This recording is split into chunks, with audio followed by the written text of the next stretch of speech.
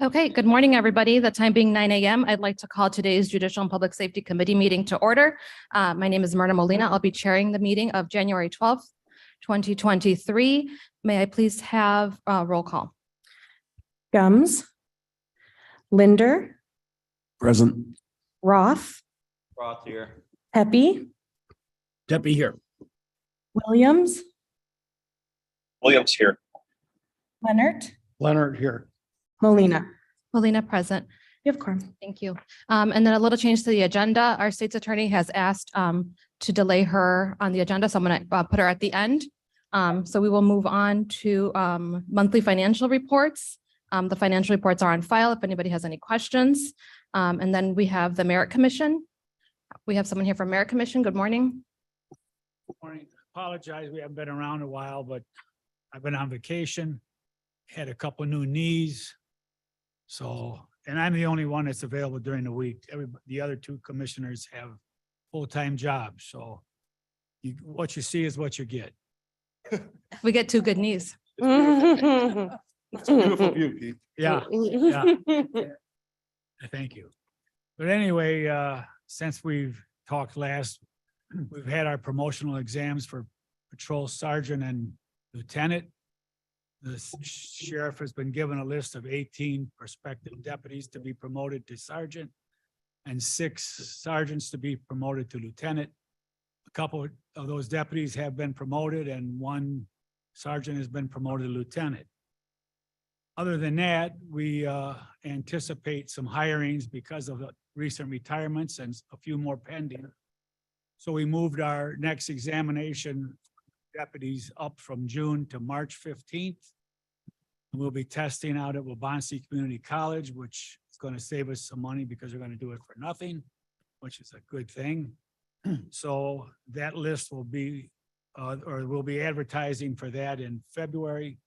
That list should be posted hopefully by April 1st. Unless you have any questions. Okay, any questions for our Merit Commission? Okay, thank you for being here. Okay, next item on our agenda is KingCom.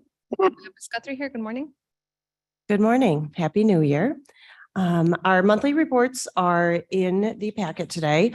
You will see a significant increase in call for service activity. That is mostly due to officer initiated activity. There's some agencies that had a large increase over last year. I am working on the 2022 annual report. I hope to bring that presentation to you next month, as well as the report. Something that has not changed from last year into this year is our extreme focus on hiring. I've spoken previously about some of the challenges as it comes to our starting pay, and that's something we're trying to resolve. We did lose a telecommunicator last month. She had about 1.5 years in, and she went to a neighboring agency. And even with her 1.5 years seniority that she had with KingCom, she was able to start at a higher rate at a neighboring agency. So we're not only trying to fill our existing vacancies, but that vacancy as well. We did hire a new telecommunicator. She's in training, but training takes about 6 to 9 months, which, as you can tell, losing someone, that's a lot of time we've invested. So it's a continuing conversation that we have. We are in negotiations, and it's something we hope to remedy for the future. And really, in addition to all the projects we're working on, classes we're going to, that's my only update today. Thank you. Any questions or comments for our director? No. Okay, we will move on the agenda to our sheriff. Good morning, Sheriff Payne. Good morning, everybody. I do have a brief PowerPoint, and for the record, I haven't done this to you since last July. So, and I'm really disappointed the state's attorney is not here because I know she loves my PowerPoints. I should have been moved to the back of the agenda. So as soon as Blair has it up. Oh, and Sheriff, while you're doing that, I forgot to request a motion to approve minutes from December 15th. Leonard so moves. Roth seconds. Okay. Any questions or comments regarding the minutes? So may I please have roll call and approval of minutes? Thank you, Mr. Tebby. Linder, Aye. Roth, Roth, yes. Tepe. Mr. Tepe. Williams, Williams, yes. Leonard, Leonard, yes. Molina. Molina, yes. Yes. Okay, minutes are Deppie, approved. yes. Deppie, yes. Did you get me? Yes, I got you.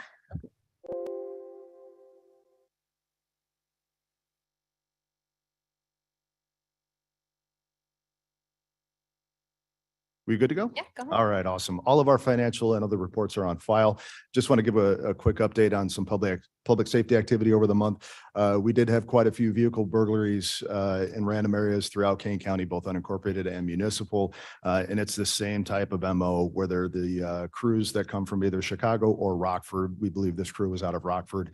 They'll steal a vehicle, drive out here, look for unlocked cars, open garage doors, and we just try to do our best to public safety alert people to help us out by locking their vehicles outdoors. So if you ever hear from constituents on this, not only are we tracking on these guys very closely, and we have made quite a few apprehensions on these folks, but they really need to help us out by locking their stuff up at night, even though we live in beautiful Kane County. It's been a very busy public safety month on the police side. The top right picture is just an example of one of our interdiction detectives who made a traffic stop, ended up getting into a fight with a gentleman on I-90 at Route 47. And this gentleman had that firearm with an extended capacity magazine and a extended capacity drum magazine in his possession. Fortunately, he was taken into custody. Nobody got hurt. But this is the type of stuff that they see on almost a daily basis. Very proud to announce that I wish the state's attorney was here, not just for my PowerPoint, but for this, but we're starting a task force together that we're going to do an official announcement on in a couple of weeks here. But we have a new investigator. I've been trying to get this off the ground for about 4 years, child pornography investigations, knowing that about 95% of all of these offenders physically offend against a child as well. So we made 2 very key arrests a couple of weeks ago. It was actually right before Christmas on these 2 gentlemen here that are local, and they have targeted and victimized many young girls across the country, not just locally here. So I always will retain beds in my jail for folks like this. Right, Commander Asmani? Yeah, that's plenty of jail beds for them. So we're going to be expanding that task force. Also, we've been trying to stand up substations because of the size and geographics of Kane County. It doesn't make sense to have all of our operations out of right here in St. Charles. So Elgin Community College has been great enough to give us a substation at their Plank Road facility for our North deputies and supervisors to work out of. And we'll be leasing a awesome house at Blackberry Farms right off of Galena and Barnes for our South operations. And that lease is only going to cost us $500 a month. So we're talking $6,000 a year. We'll be able to absorb that within our budget. Also, as we all talk about what space we can use and we continue to make sense of our layouts in our offices and where we can expand to, we're going to be doing some research, some architectural drawings on our front lobby at the sheriff's office to expand an office area in a completely unused section of our office that's gone unused for the better part of a decade. I've already spoken with finance and admin, and we're going to be using some rollover from our court security fund from FY22 to fund this once we get our final numbers in. But what's projected is about a $500,000 project, $400,000 in material and labor, $100 in contingency funds. And this will allow us to, again, expand our administrative office area within the sheriff's office at no additional cost to the county, since it's a rollover that we're going to be retaining. So that's about all I have for this. I do have 3 resolutions and an ordinance to discuss. All right, go ahead and introduce your first resolution. The first one is for a purchase of a replacement vehicle. We had one vehicle that was parked in front of one of our lieutenant's houses when it was rear-ended and was totaled. So this is just an insurance replacement, and it falls within our new vehicle fund budget. Okay, may I have a motion and a second to discuss and potentially approve? Leonard moves. Mr. Leonard moves. Roth seconds. Mr. Roth seconds. Okay, any questions or comments? Okay, hearing and seeing none, may I please have roll call on approval? Linder, Aye. Roth, Roth, yes. Tepe, Yes. Williams, Williams, yes. Leonard, yes. Molina, Molina, yes. Passes. Okay, this passes on to finance. Did this go to administration? So per Chris Caius, Chairman Caius of admin, the decision was made to start our vehicles now at JPS because we are a standalone fleet entity, much like KDOT. So he said it made more sense for us to come through here. Nice. So, Okay, perfect. yeah. So As that long as you're okay with that, Chair. for me, Perfect. All right, go ahead and introduce your second resolution. So same with the next one, because of supply chain issues, we always used to order through the state bid and Ford, and our vehicles would come when we expected them to come. But in the fiscal year 22, we did not get the vehicles that we ordered because they just simply weren't produced. So our fleet manager was able to find these vehicles on a lot, one location in Illinois. So this is kind of an exigent resolution to purchase all of our vehicles for this fiscal year. And these are all replacement vehicles, and it's all within our budget for the new vehicle fund. May I have a motion and a second to discuss? Roth makes the motion. Mr. Roth. Leonard moves. seconds. Mr. Leonard seconds. Okay, any questions or comments regarding this resolution? Okay, hearing and seeing none, may I please have roll call? Linder, Linder, aye. Roth, Roth, yes. Tepe, Tepe, yes. Williams, Williams, yes. Leonard, yes. Molina. Molina, yes. Passes. Okay, this passes on. Okay, and then your third resolution. I'm going to turn it over to Jail Commander Osmani to introduce the next two. Morning. This resolution authorizes the county to enter into a contract for food and laundry services for the adult correction center that we've had prior. Okay, may I have a motion and a second to discuss and? approve? Linder moves. Mr. Leonard Linder moves. seconds. Mr. Linder seconds. Okay, any questions or comments regarding this one? Okay, pretty straightforward. Okay, may I please have roll call? Linder, Linder, yes. Roth, Roth, yes. Tepe, Tepe, yes. Williams, Williams, yes. Leonard, Leonard, yes. Molina. Molina, yes. Passes.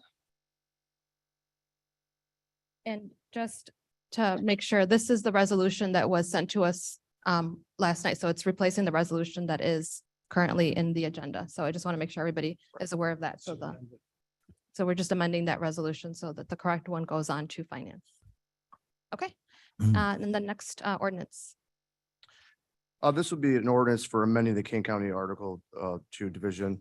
This is for detainee services. So what this does, we're looking to change the wording at the, you guys have a copy of this? Yeah, they got it. It's on page 2. So what we're looking to change is that it says hospital and physician to all medical services shall be paid at the Illinois Department of Public Aid rates for medical assistance. Okay. Amend that ordinance. I may have a motion and a second to discuss and approve. Roth, Mr. Roth motion. moves. Linder, Williams, second. I'll give it to Mr. Williams seconds. Okay, any questions or comments? Okay, again, pretty straightforward. May I please have roll call? Linder, Linder, yes. Roth, Roth, yes. Tepe, Tepe, yes. Williams, Williams, yes. Leonard, Leonard, yes. Molina. Molina, yes. Passes. Okay, and this passes on. Okay, anything else from the sheriff's department? Okay, We're all set. Thank you. okay, thanks for being here. Okay. Madam we'll move Chair, on to our- Madam Chair, Tepe here. Mr. Tepe, go I have ahead, a couple of questions for the sheriff. go ahead. Okay. First off, my apologies for not being there. I'm a bit under the weather and I won't be opening up my picture because I'm not looking real well. I've got a cold. But I wanted to point out that the sheriff's reports that are in the documents today are the kinds of things that should be published. And I think they're very comprehensive on the scope of what the work is being done. Okay, so that's one point I wanted to make. Second point is that our state legislation has just passed new laws regarding key firearms. And there's an article in the paper this morning in the Daily Herald that Ron Hain has said that he's not going to be enforcing those laws. And I'd like for him to comment on that. So it's not that I will not be enforcing them or we will not be enforcing them. It's more so that this is going to go to court. On the face of it, it is unconstitutional legislation. And we saw this before with the Safety Act, and we saw what happened with the Pretrial Fairness Act under the Safety Act, where it just went to the Supreme Court and they put everything on hold. I think we're going to see this get put on hold in relatively short order. We will not proactively enforce it. That means if we know somebody has a FOID card in our county, we're not going to go knocking on doors and asking them if they have high capacity magazines and long guns or assault rifles. What we will do, we will use it as an enforcement mechanism if it is continued as law, to add additional charges to felons and people who are in the middle of a commission of a crime. So yes, I think that I could go on and on about this law, but I think what it's going to do is much like the cannabis law, where we thought, yes, it does bring in revenue. It also dramatically increased black market marijuana trafficking. I'm really concerned that this is going to dramatically increase black market firearm trafficking. And this is going to make our citizens less safe. It's going to make our cops less safe. If the legislation had focused on increasing mental health care, like we had here in the state 30, 40 years ago, if they focused on supporting law enforcement better, and if they focused on the criminal aspects of firearm usage and the mental health aspects, active shooters are still going to get their hands on firearms, whether the legislation creates more laws or not. Illinois has the most restrictive gun laws, one of the most restrictive gun laws in the nation, and it's done nothing to stop gun violence. So I have a myriad of concerns about this legislation. Yeah, Madam Chair, I think I recognize that state level gun laws are almost useless when you've got states next to you where people can do what they want and come across the state line. If you wanted to ban, rifles longer than 17 feet, somebody from Indiana would make some 17-foot long rifles and start importing them in Illinois. So federal law has to do whatever has to be done with gun laws needs to be done across the whole country. That's absolutely right. I appreciate the merits of what Illinois was trying to do. I just think they missed the mark once again. Thank you, Sheriff, and thank you, Mr. Linder, for your input as well. We can go on and on about what we think our state government should be doing, but I think there's a different committee for that one. Sure. Vern, I hope you feel better. Thank Hope you. that answers your question. It does. Okay, thank you, Mr. Tepe. Mhm. Okay, we will move on to our public defender, Ms. Conant. Good morning. Thank you. Chairman Molina, can I interrupt 1 second? And I'm sorry to do this. Go ahead, Mr. Hall. I know all of you are very busy and you have days like I had this morning where I had a personnel matter came up. So before the meeting started, I wanted to just introduce a photographer that you may see and kind of wonder, why is there somebody here today? This is Dominic De Palermo. He is a St. Charles East graduate, and he's in the middle of getting his degree, an associate's degree. So he's a photojournalist. He's an incredible kid, does great, not actually a kid, a young adult, does great stuff. But he's trying to put together just a portfolio that will help him advance his career. So he's been going around and following all of us at different times. And this was another assignment. You may not think it's the most exciting assignment, but it's county government, right? And it's so I just wanted to introduce everybody. I wanted to do that before we began. So there was no kind of wondering, were they here? Why was he here? And what was he doing?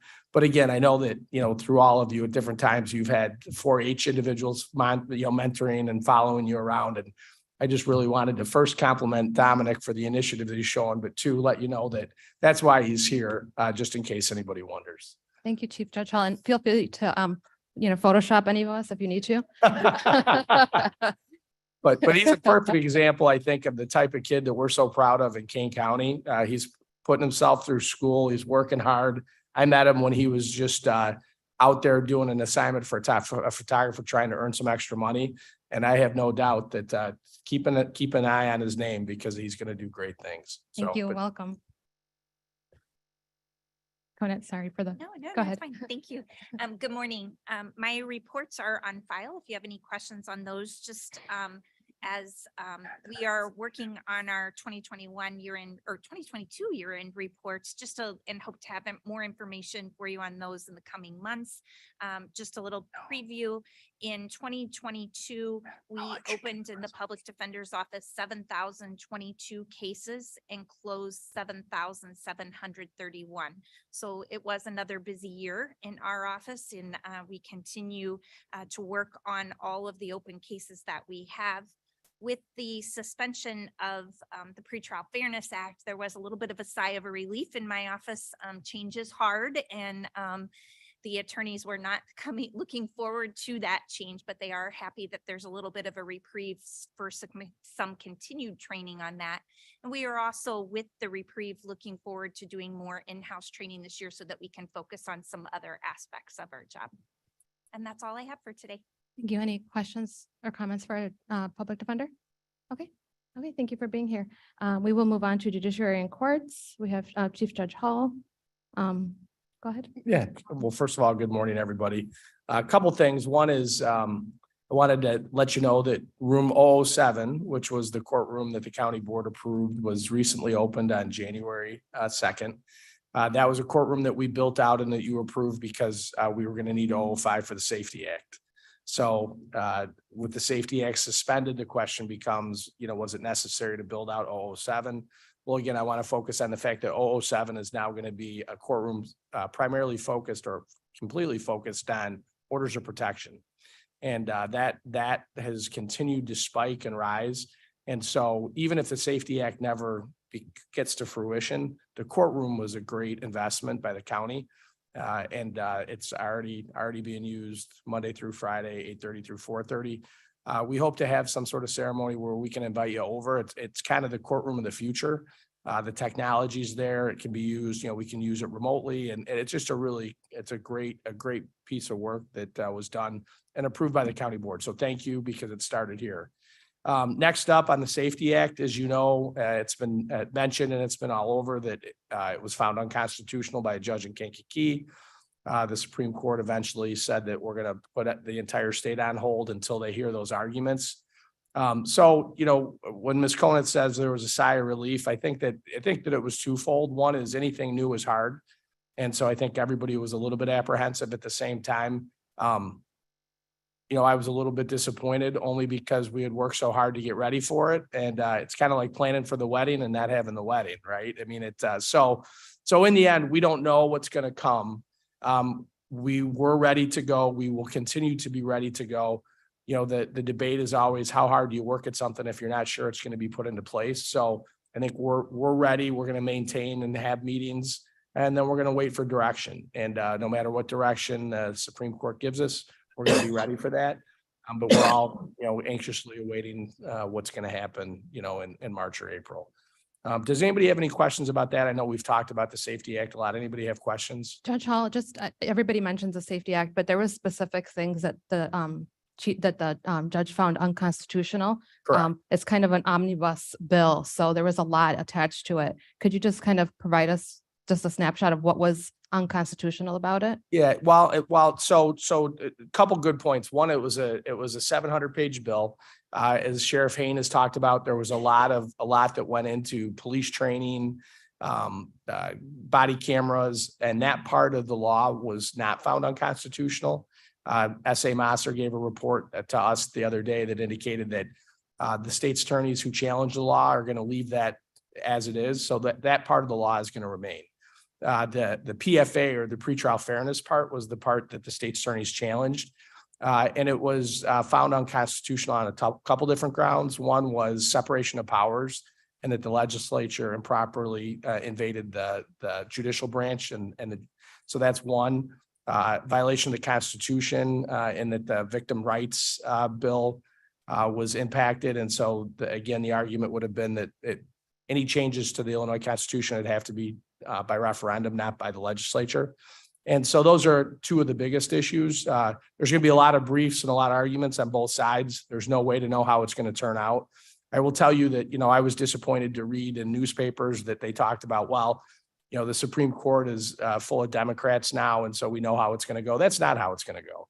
There's 7 judges. They're going to apply the law. They're going to do what they think the law requires them to do. It has absolutely nothing to do with whether they're Republicans or Democrats. And so, on our end, we're just going to wait to see how that plays out. We're going to be prepared. Okay, thank you. Any other questions regarding that? Okay. And the only other thing that I was going to tell you is, again, we have a couple different reports, but as you had heard, over the last 6 months, we lost Doug Naughton. We hired Andrea. Then when Andrea left her position, we hired Jason. I will tell you, as the chief judge, they've both hit the ground running. It's fantastic to hire from within. Can't thank them enough for everything that they're doing. And the other reason I say that is I am now, the way that our chief judge terms work is you can be chief judge for a maximum of 4 years, 2-year terms. So this is my last year. And the reason I mention that is only because we'll have a new chief judge selected in September. But the first 3 years of my term, you're always looking there's initiatives and things you want to get done. As I head into this last year, it's really going to be that the new chief judge will be working with Andrea and Jason and Lisa and Alex and everybody else. And so I'm looking at just continuing to get done the things that are outstanding, probably not starting anything new on my end. But making sure that Andrea and Jason have the direction that they need to for the judiciary. So that's kind of the direction we're going. And I'm looking forward to this last year. We've accomplished a lot in the first 3, but we're in good hands, and it's been great to transition to the 2 of them. So that's all I have before I turn it over. Morning, how are you today? Morning. I'm going to have Jason speak briefly about the strategic plan, and then we have 2 resolutions that we have before the Okay, board. thank you. Welcome, Jason. Thank you very much. Good morning. I just wanted to briefly let you know at next month's Judicial Public Safety Sheriff, you're going to be excited about this because I'm going to pack a PowerPoint. So just giving you a heads up on that. I'm just going to do a short presentation that we prepared on the justice system strategic plan. Chair Molina, you were on that committee, and we put a lot of work in on that. We began that process in 2021 and we started the implementation phase in 2022. One of the strategic focus areas was the Safety Act, which, as you know, took up our entire 2022. So as 23 rolls around, we just want to get to some of our other strategic focus areas, which I'll highlight at the presentation next month. We've been successful, hard at work. And we just want to really highlight for you what we want to get done in the next 6 to 7 months. Our meetings are set out through about July 20th. So we just kind of have an aggressive timeline of things we either want to get done or get rolling before that time. So stay tuned. We'll bring that up next month at next month's meeting. Thank you very much. Okay, thank you. And then we have 2 resolutions. Yes. Our first resolution is for approving contracts for court-appointed counsel. This is something that we bring in front of JPS every year. It's our court-appointed counsel. If there's any conflict with public defenders, it allows us to contract and supply attorneys that we appoint. So this is just a renewal of all of their contracts. We have 1 person who retired. We have a new person that has joined us. So we have 4 attorneys that we've contracted with, and this is just the resolution to approve that. Okay, may I have a motion and a second to discuss and potentially approve? Linder moves. Mr. Linder moves. Ross seconds. Mr. Roth seconds. Okay, any comments or questions regarding this resolution? Okay, may I please have roll call? Linder, Linder, yes. Roth, Roth, yes. Tepe, Tepe, yes. Williams, Williams, yes. Leonard, Leonard, yes. Molina. Molina, yes. Okay, and this passes on to our finance committee. Okay, and then you have a second resolution? Yes, our second resolution is authorizing the Child Protection Data Court Grant. Once again, this is something that we've been receiving for the last several years. So this is just a renewal of a grant that we have with regards to assessments of foster care and adoption processes, and then just different ways to fund improvements and implementation of different processes to improve the system. So this is for the same amount as last year, $4,150. And we're just asking for authorization for this grant as well. Okay, may I have a motion and a second? to Roth's discuss? motion. Mr. Roth moves. Linder second. Mr. Linder seconds. Any comments or questions regarding this resolution? Okay, may I please have roll call? Linder, Linder, yes. Roth, Roth, yes. Tepe, Tepe, yes. Williams, Williams, yes. Leonard, Leonard, yes. Molina. Molina, yes. Okay, and this passes on to finance as well. It's everything. Thank you. Okay, thank you. Okay, we'll move on to our Court Services Administration. Ms. Haas, good morning. Good morning. So I want to talk a little bit about the JJC because they're doing some interesting things. Yesterday, we submitted a resolution to the Human Services Committee to get some mental health services for our youth counselors at the JJC. Because as you know, the JJC is a juvenile detention facility. It's the counterpart to the adult facility. So in a lot of states, the juvenile criminal kind of correction system is handled under the executive branch. But in Illinois, we're one of 9 states where it's actually handled under the judicial branch. So the judicial center or the juvenile judicial center, juvenile detention is handled through court services. And so they do a lot of restraints. We do hold adolescents, juveniles who've been accused of some very serious crimes. And sometimes there are events that happen that they need some mental health counseling because bad things happen there. They restrain the kids. They need some counseling. So that resolution is going through the Human Services Committee parallel, but I'm sure you'll see it at the county board. And that's what that's about. And so I'll be asking for your support on that as well. In the meantime, I just want to give you a little background about evidence-based practices and and how we came to this point. So my name is Lisa Ost, for those who don't know me. I came to King County back in 2001. I got my master's from the University of Chicago, and I specialized in juvenile delinquency and public policy. And it was there that I learned about this amazing department or concept called court services. And I didn't know where I wanted to work. I just knew I wanted to be in court services somewhere. So I interviewed with Cook County, and I was offered a job doing electronic monitoring with juveniles. I tried really hard to get into DuPage County, but they never returned my call. And then I interviewed with Kane County at the JJC at juvenile detention and was offered the position of youth counselor like that day immediately. And when I was there, I met such amazing people. They're warm, compassionate, open, honest, and they tried really hard. They were really sincere about interventions and things we can do to help the kids. I accepted the job immediately with no hesitation. And in fact, I want to give a shout out to Julie Goodwick, who hired me and still works here in court services. So I stayed here, and actually 3 months later, DuPage called me, but it was too late. I was hooked. I love this county and I love the JJC. And so that really drives a lot of why I'm here and the work that we do. And I want to give you an example of kind of kid that we work with, or we used to work with at that time. At the JJC at that time, their population was very high. It was regularly pushing 80 kids a day, all from King County. And so one kid that I think about a lot, his name was Troy. He was being detained because he was starting to fight at school and he committed a battery against a teacher in school in class. And so they detained him. They arrested him and they detained him. Getting to know this kid, he was starting to experiment with drugs, and he was getting into a lot of trouble. But what I learned from this kid was his mom had recently been sentenced to adult DOC. She was an addict and was using a lot of drugs. Grandma was raising him, and grandma had just been diagnosed with breast cancer and she was terminal.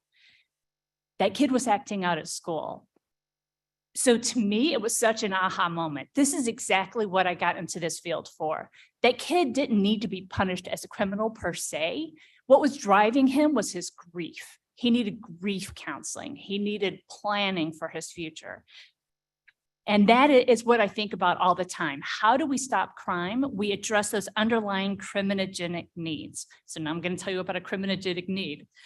So criminogenic has that word crime as the root. It's a weird made up word, honestly, that nobody except in my field uses, okay? So what we know is that there are 4 things that drive criminogenic needs. Childhood trauma, and that includes things like being raised in a violent home with domestic violence, chronic sex abuse. We see even in our adult drug court that in the 80th percentile, the majority of the female offenders in our adult drug court have been sexually abused. And it's not like once they were raped when they were a kid. Like this is ongoing, pervasive, and it was never addressed. They need counseling. They have trauma.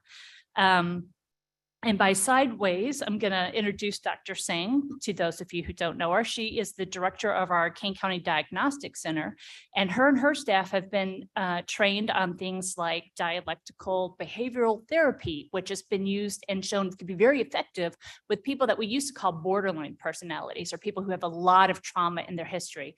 And the more we study these people, the more we know it's just really a complex trauma. They are fixable. They do respond really well to counseling, but it has to be very particular and very specific. Her and her staff have also been undergoing something called EMDR training, which has been shown to work really well with people who are addicted to substances, because again, there's underlying trauma. They're using those drugs to mask or to cope with those feelings and those emotions that they've never had an ability to deal with that. So next month, she's going to talk a little bit more about evidence-based practices and all the things that they're doing to try to get at this problem. So by saying all of that, what I'm setting up for you is that the JJC is very high functioning, that our turnover has been very high. And so we're doubling down just because of the Great Resignation. It's lessened somewhat lately. So we're doubling down on our training, on getting all the staff trained on criminogenic needs, on making sure that all the staff are able to do what we call focus groups. Every staff or every kid twice a day, each shift gets to participate in some kind of group activity, and it's a focus group. It's a lot like a treatment group, so that while they're detained with us, we are addressing those hardcore criminogenic needs and getting some of their thinking errors and helping them develop better coping skills. And I will also say that in this time that I have been with this county, the entire county, nobody on this board is here from back in 2010. The chief judge at that time shut down the whole court system for a day, and we brought in a lecturer to talk about criminogenic needs and evidence-based practices. And the whole county embraced this concept. So like the jail he has the treatment pod over at the jail. Excellent evidence-based practice. While you've got them detained, give them some treatment, start getting at what their driving needs are. The state's attorney has implemented evidence-based prosecution. The judges implemented evidence-based sentencing. And so over the years, the population of the JJC has declined from 80 plus kids a day from Kane County. We're down to only 14 or so kids detained in a day in Kane County. That is fabulous. We should be so proud of the reduced arrest rates, our increased diversion, and how we've really reduced recidivism and gotten a handle on this in our county. So by saying all that, I'm proud of my staff. Over the next few months, I'm going to be bringing some directors forward to talk about different elements that we do in the county. I'll bring forward someone to talk about specialty courts. I heard Commissioner Gums speak the other day a little bit about our drug court and our mental health court. So I want to make sure to give you information on that. Dr. Singh will present about detention and so on and so forth. So we'll cover all that in the coming months. And by way of saying that, I want to make sure, like Jason came from court services, like we have amazing staff and we invest a lot of time and energy into training them. And I thank you very much for allowing us to be able to do that. So continuing in the JJC theme, juvenile detention, I don't know if you're aware, but we get audited every single year by the Department of Juvenile Justice. And there are 16 detention facilities in the state. We're all regional. We are, to the best of my knowledge, the only detention facility that has not had a single finding at all. There's nothing to fix in our last DOJJ inspection report. And I'll forward out that link to you all so that you can see that with your own eyes. They do amazing work there. And also of the 16 juvenile detention facilities, we're one of only 3 in the entire state to have a PREA audit. So PREA stands for the Prison Rape Elimination Act.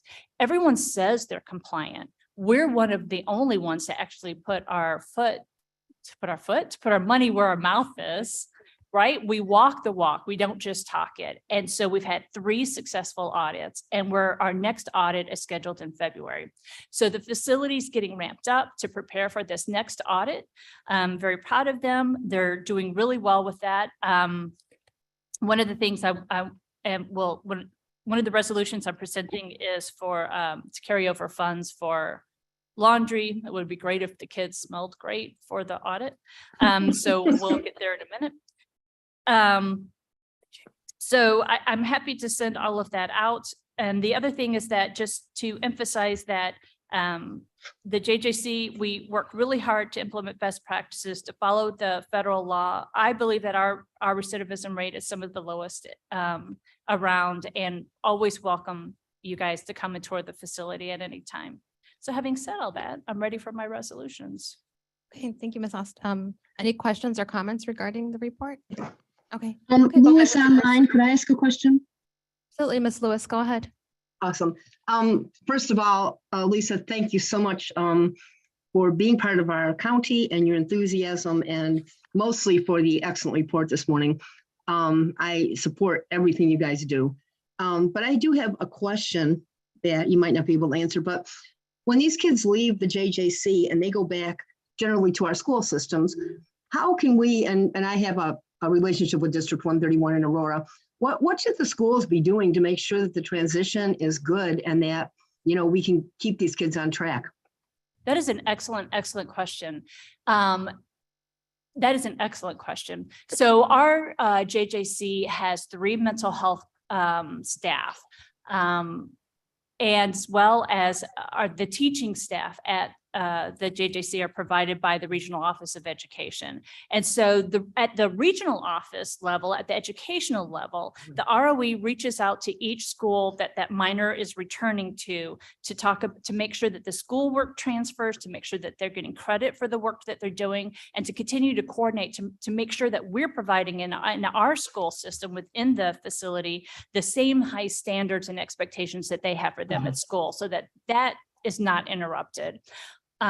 It's always been a continuing goal of mine to do a really good job of, they call that offender reintegration. It's a technical word, but to make sure that we're transferring them back into the community adequately. I will at this point say one thing is that the King County, the health department in 2010 laid off 70 nurses. And those nurses at that time were an important link for us with the community, because like when we had a pregnant teenager, or when we had a young man who had a girlfriend who was pregnant, we were able to hand them right off to the health department, who would assign a visiting nurse to that family, and they would go visit the home. And actually we have found that over the years that visiting nurses are an evidence-based program, because when those nurses are able to enter the home, they inspect things like lead. They make sure that the baby's getting their nutritional, requirements met. They make sure that the new mom has all of her parenting skills. And so that may not affect crime today, but it certainly does affect it 15 years down the line, because she's able to see, is there domestic violence in the home? Do we need to get them counseling? And then they're able to interrupt that cycle of violence at that time. And then that kid doesn't become an adolescent domestic batterer, because then we're able to do that intervention before he's ever even learned those maladaptive skills. So that is something that we struggle with continuously, is how to continue to do those interventions when they do leave us. And that is an important part. Our mental health clinicians do reach out to the social workers that may be involved in their lives. We also have what we call a mini wraparound, or we call it a little resource within court services, where if they're placed on a term of probation, we'll internally make sure that detention is talking to probation, is talking to the diagnostic center. We do these monthly wraparounds on these high-risk kids, and we talk out strategies for how to handle this kid in the community, but we're limited to just those few kids. Okay. Yeah, I just know when I go in schools, it seems like those kids come back into the schools and they don't really have the resources that, and the care that they were given probably when they were in JJC. And so I think they struggle, which we have the same problem with the adult correction, but sometime we'll have coffee. It sounds like an interesting discussion. I would love to. All righty. Take care. Thank you. Thank you. Thank you, Mrs. Lewis. Any other questions or comments? Okay, Ms. Lost, if you want to go ahead and introduce your first resolution. So the first resolution is, speaking of detention, to authorize the JJC to enter into an intergovernmental agreement with Kendall County. So as I said, the JJC is a regional facility. We house juvenile delinquents from all of the surrounding counties, and we're raising our per diem rate. It used to be $135 a day per kid. Now we're raising it to $175, and that's a reflection of increased costs as well as lower population. Okay, may I have a motion and a second to approve? Roth makes a motion. Mr. Leonard moves, Mr. Roth seconds. Okay, any questions or comments regarding this resolution? May I please have roll call? Gums, yes. Linder, Linder, yes. Roth, Roth, yes. Tepe, Yes. Williams, Williams, yes. Leonard, Leonard, yes. Molina. Molina, yes. Okay, and this passes on to our finance department. Thank you. Okay. The next resolution is rollover. It was last February, we asked for money for new laundry machines. With the supply chain issues, we were able to get the washers, but not the dryers. So I'm asking you to please roll over this money so that we can have new dryers. Okay, may I have a motion Roth and makes a second? motion. Mr. Roth moves. Second, Williams. Mr. Williams seconds. Okay. Hearing no comments or questions, may I please have roll call? Gums, Yes. Linder, Linder, yes. Roth, Roth, yes. Tepe, Yes. Williams, Williams, yes. Leonard, Leonard, yes. Molina. Molina, yes. Passes. Okay, this passes on to finance as well. Anything else? That's it for Okay. my report. Okay, thank you for being here. Okay, we will move on to our circuit clerk. Good morning, everybody. Despite the happiness that everyone had for the Safety Act being put a stay. Our office was ready to go. We worked really hard on all our forms and we were ready and confident. But our finance department was very pleased to see that the bail would still be accepted because we all know we're short revenue, correct? So I just wanted to point out that in 6 days in January, we collected $23,000 for the county. Now, if you all will know, that was about a monthly total for the past 2.5 years since COVID started. So my finance person, Lori Johnson, was tickled pink because she loves to see that number go up. But the business processing department was kind of sad that we didn't get to implement everything that we started. But we're on hold and we're ready to go. I'm confident that they will be able to take those challenges. I forgot to mention that my reports are on file. And if anybody has any questions on those reports, collections, we will be reporting differently because we're always a month to 2 months behind in the report since it is due a little earlier than it used to be. So we will be reporting those accurately starting next month for the month that we are meeting. I do want to also mention that we were ready to go with the decision with Chief Judge Hull to close on Christmas Eve.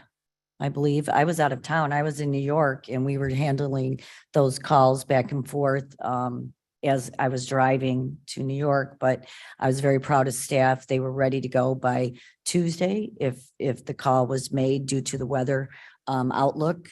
And we made sure that our staff got all their equipment and assignments were assigned to those just in case they would be working from home. We do Zoom as it is, so we didn't see there would be a problem. Since I got in office, that was almost on the first day that I was in office, we were sending home equipment for every person that worked in the office so that we would be ready when, to work from home in any case due to COVID originally. So that worked out great for our office. I'm very proud of the staff. They found ways and creative ways for work to get done from home that did not require a Wi-Fi, because we do have a few employees that their Wi-Fi is not adequate. So we assigned work to them so that they could still work, and they were very appreciative. And they all, even new employees, we had a new employee been there 3 days, and he got his computer up and going. So we were very proud of that and all the hard work that they did. Nobody complained about working from home. They all totally appreciated it. It was a slow day because of the weather. Calls were down. We didn't expect any emergencies to come out of it. So they did a great job. I also wanted to mention with the strategic implementation of the strategic plan that Chief Judge also started last year that we were all part of.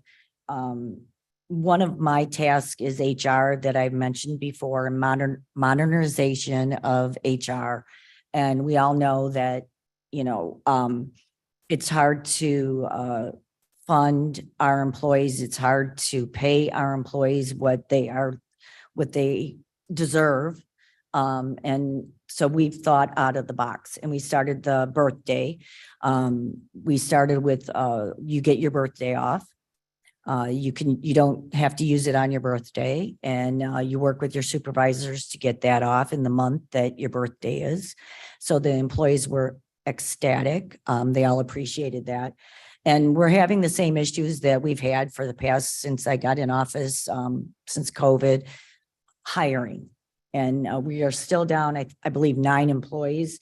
But we also started an initiative to give an employee a day off if they referred someone and they were hired and at least worked 90 days.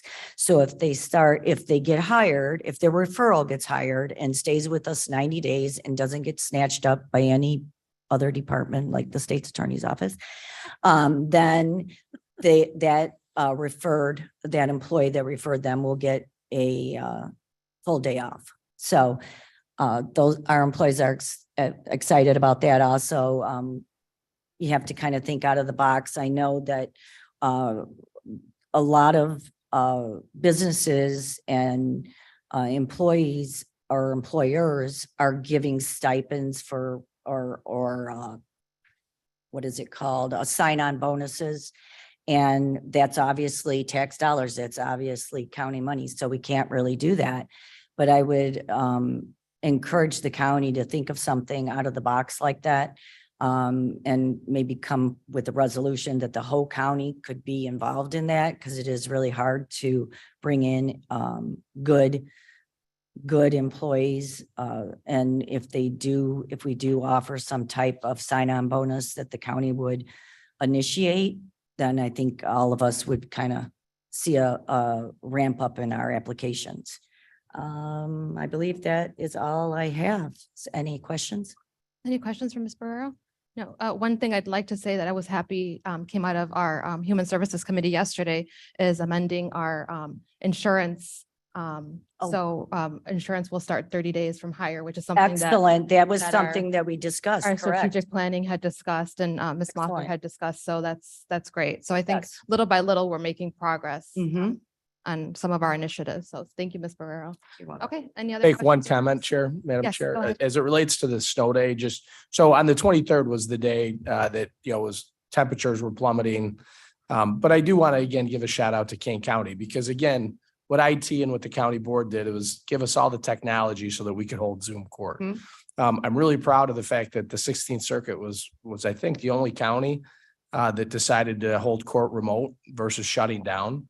And I think that, again, when you think about that, one is we have the ability to do that. But two, when you think about all the different people who had court that day, what the circuit clerk did is she reached out and said, I'm all in favor of going all in. If not, then what her office was going to have to do was send out notices, change people's days, and that wasn't done. And I know the state's attorney's in the middle of a couple of things, but Jamie, I'm going to ask you to comment. Just from a standpoint that there's always an ebb and a flow, or you pick up one end of the stick, you have to pick up the other. What the state's attorney had said is, while it was great that we were able to do the remote work, one of the difficulties that she had, and I'm not, you had something else going on here? No. I just think it's important that the county board and this committee hears the other side of this, which was the state's attorney saying, hey, I'm in favor of this remote court, but this is the other side that we have to deal with. And I'd just love for you to talk about that, because what I have said as the chief judge is in any inclement weather day, I've said to our staff that I intend to continue to hold court Zoom. It causes some difficulty, and that I just thought it would be helpful if you could talk about that, just so that we could put it out there, so that that's something that we need to continue to work through. Absolutely. The issue that I ultimately had is I have 177 employees. When the pandemic hit, State's Attorney McMahon did a really great job of making sure that people worked from home, and then created a schedule where some people could come into the office. What we lacked at that time, and still lack overall, is the technology for everybody to be able to work from home. And that was the difficult part.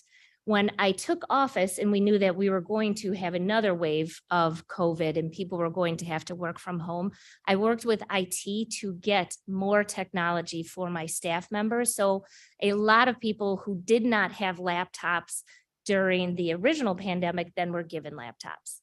As the office continued to grow and we went back in full time, we had to take some of those laptops away to give them to the attorneys or to case managers or to advocates. So this really affected mostly the support staff who did not have that technology.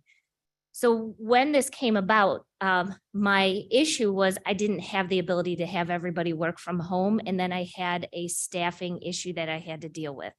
I cannot in good faith as an employer tell some people you have to work and everybody else you get the day off. And then those individuals who took the day off because it was the Friday right before Christmas, that you still have to burn that day off.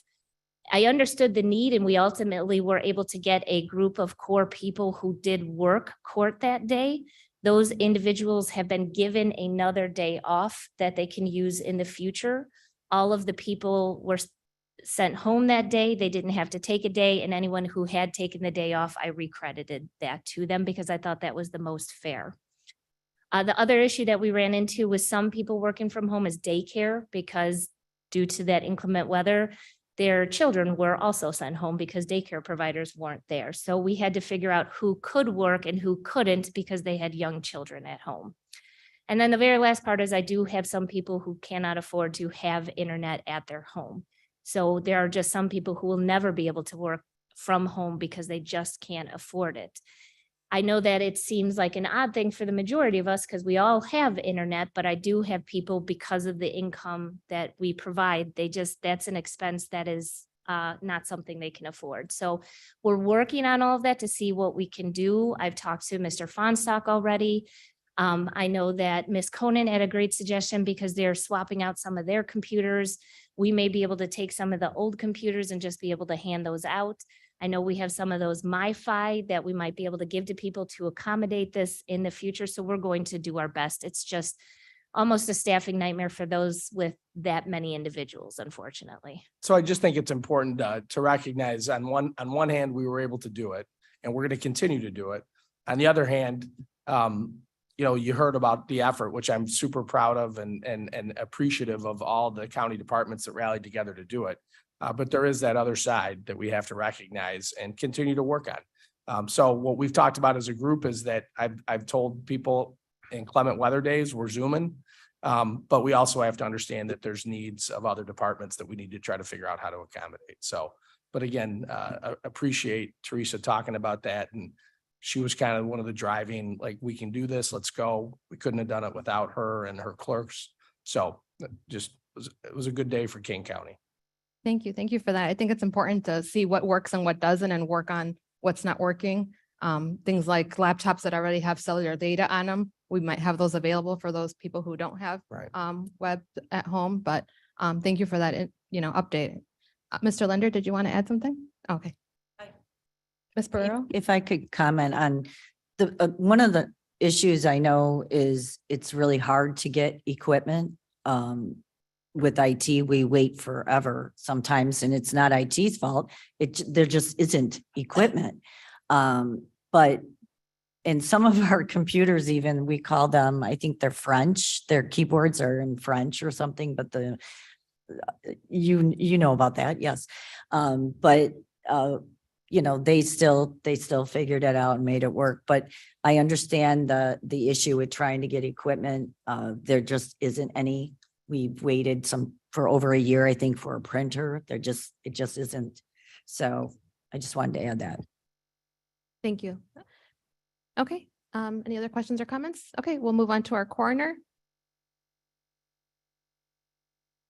Yes, I'm here. Can you hear me?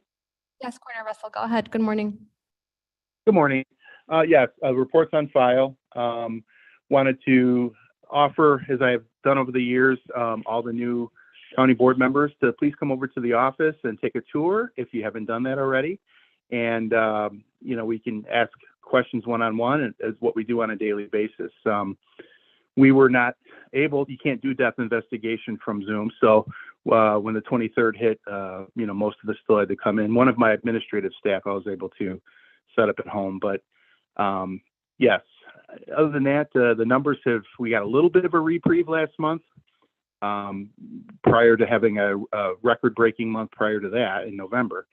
So I don't really have a lot more, I don't have resolutions or anything. So that's all I have. Thank you, Coroner Russell. Any questions or comments for our coroner? No? Okay, thank you. Okay, well, we're saving the best for last. State's Attorney Mosser, welcome. Thank you for that. I really appreciate it. So our monthly reports are on file. I know I missed probably the best PowerPoint presentation ever, was things zooming in by Sheriff Hain. But I want to echo the work that the investigator in my office, Drew Euler, as well as the investigators in the Sheriff's Department has been doing to make our community safer for these child predators. We are in the works right now of offering and hiring to get an in-house forensic examiner, which will be amazing and can be used for a variety of different cases, not only these child pornography cases, but drug-induced homicide cases, gang cases, somebody who really understands how to break into a phone, download the information and find what we need. So I think that we are going to put Kane County at the top of these investigations, and I'm very excited about all of this. Outside of that, there are three things I do want to talk about. I know that Judge Hull has talked to you about the unconstitutionality finding of the Pretrial Fairness Act. What I wanted to do was explain why I, a Democrat, teamed up with Republican Bob Berlin to go to the Supreme Court to ask them to make a decision about what to do come January 1st. The reason why I did this is at the tail end of everything, there were going to be 70 counties who were going to be staying with cash bail, and there were going to be 32 counties who were going to be implementing the Pretrial Fairness Act. Some of the biggest counties, including Cook, Lake, Kane, and DuPage, we were all going to be implementing the Pretrial Fairness Act. To both State's Attorney Berlin and I, this was incredibly unfair to the people of the state of Illinois because you were going to be treated differently up and down our state. In addition to that, you have cities like Aurora that have 4 different counties. Kendall and Will County were part of the litigation, so they were cash bail. Kane and DuPage were the negotiators, so we were still going forward with the Pretrial Fairness Act. That is unfair that you could be in one city and be treated differently, vastly differently from how somebody else is treated. Now imagine the village of Montgomery. This is not a large village. A portion of the village of Montgomery is in Kendall County. The other portion is in Kane County. The reason why we decided to do what we did on Friday, December 30th, just before the end, was to draft a document that just asked the Supreme Court to give us guidance. We did not ask for them to stop the Pretrial Fairness Act. We did not ask them to go forward with it. We just said, please give us some guidance. I have to give a big shout out to the people who actually wrote this document, because it was not myself or State's Attorney Berlin. It was the brilliant people in our civil divisions, along with our appeals divisions, who did this. And this was a joint effort between our 2 offices. And so particularly for my office, this was Michelle Neerman, Aaron Brady, Kathy Watson, and we also had Janet Mahoney, who is a part of our appeals division. Without the action that we did, allowing the Supreme Court to have a means to do something, it would have been complete and utter chaos come January 1st in the state of Illinois. And I believe that heartily because of the way it was. I am still in favor 100% of eliminating cash bail. I do still have very great concerns about the way this legislation is written, because I do believe it's unconstitutional as well. We need to move forward one way or another, and I'm happy now the decision is with the Supreme Court no matter what. Do you have any questions on that portion before I go to number 2? Any questions? Okay, go ahead. The second thing is domestic violence. This was mentioned by Ms. Ost earlier. I continue to look at the numbers of the arrests that we make, the people that are in custody, the people that go into juvenile detention, and the domestic violence numbers are spiking, even more considerably than they have before, and even more considering the fact that it was just the holidays. We have to get a hold of this domestic violence situation. And that is one of the initiatives that I'm going to begin at the State's Attorney's Office to see what else we can do to intervene and stop this cycle of violence. At some point, I am going to come to the county board to talk about this, because this is going to be more of a community-based issue and not just the State's Attorney's Office. When domestic violence happens between a mother and a father in a home and the kids see it, we tend to treat the abuser, but we don't treat anyone else, and that includes the children. I have prosecuted the children of the people I have prosecuted, and that is disturbing. If we don't get a hold of this situation, these issues, we're just going to continue to see these crimes happen. I was late today because I was getting a decision involving a case where a 20-year-old or 21-year-old strangled his 20-year-old girlfriend to death, and that happened in 2020. These happen because of the cycle of violence that continues to go forward. So I'm putting that on everyone's radar, that this is a change that we need to make. I'm going to be partnering with the health department and a lot of things, trying to get involved in the families to stop this violence from happening. Questions on that one? Any questions, comments? No, thank you. And so I will continue to bring you depressing topics. I am now at record low staffing. both for attorneys and support staff, and that is because of money. I'm going to be coming to the county board soon in regards to raising the salaries, and I'm going to partner with Ms. Conant because her staff deserves the same that my staff does. Every time somebody leaves, it's because they are going to make $30,000 to $40,000 somewhere else. And not necessarily at another state's attorney's office, but a lot of times going into private practice. I do lose a significant amount of people to other state's attorney's office, including just losing a fantastic up and comer in my office to Kendall County, where she was making, I believe, $15,000 more to do traffic and misdemeanor cases when she was doing felonies for me. This cannot continue to happen. We are going to not be able to prosecute cases in the way that we should be prosecuting cases because I just don't have staffing. The bigger problem too is that when we are putting out for applications, I'm not getting a lot of responses when before I used to get responses. I know that both State's Attorney Barsani and State's Attorney McMahon used to come here and say, sure, for every person that leaves, we get about 10 to 15 resumes. I'm getting maybe 2 to 3 resumes. That is system-wide, and I understand all of that, but part of that is that we have to compensate them the way that we should compensate them. My fantastically brilliant CFO, Terry Hunt, of whom I took from the sheriff, has, he was willingly given, has done a fantastic study with Lake County, who is commensurate to what we are, and we're going to be presenting those numbers, so this is going to come with evidence. The head of my civil division, Michelle Neerman, has also done a study in comparison to municipality attorneys, and they're well above what these brilliant individuals who you work with on a daily basis get paid. So every time I can't maintain somebody, I have to try to find somebody else. And when I cannot find somebody else, then that's going to have an effect within the court system. I am incredibly pleased to hear about the health insurance because I actually had a person turn down a job because he couldn't wait 2 months to get health insurance. And so I'm glad that we're moving forward with that because that is a way to really, truly honor the citizens that we have or the employees that we have. Ms. Barrero just gave me a great idea that for every circuit clerk I steal, I'll give somebody a week's worth of vacation. So thank you, Ms. Barrero, for that. But this is something that I'm really glad that everybody is cognizant of and that we're working towards rectifying that. But I did want to let you know that this is something that we are dealing with now. Questions? No resolutions? I'm done with my depressing talk. Thank you. I mean, our judicial partners and our sheriff's department does such important work for our county that, I mean, this is vital work. This is what our citizens deserve. And I think our employees deserve to be compensated for the services they provide us.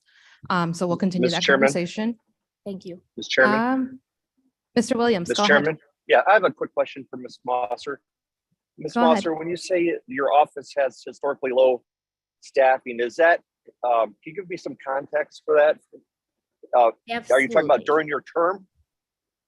No, I'm talking about during my term and during past years. We're looking at how many people we're down now in comparison and how we're kind of scrambling to make up those holes. So I'll give you some example. I have all of my office structured in teams. The whole idea behind teams is that you have a backup if you're out, because I do actually want people to take vacation time because they deserve it.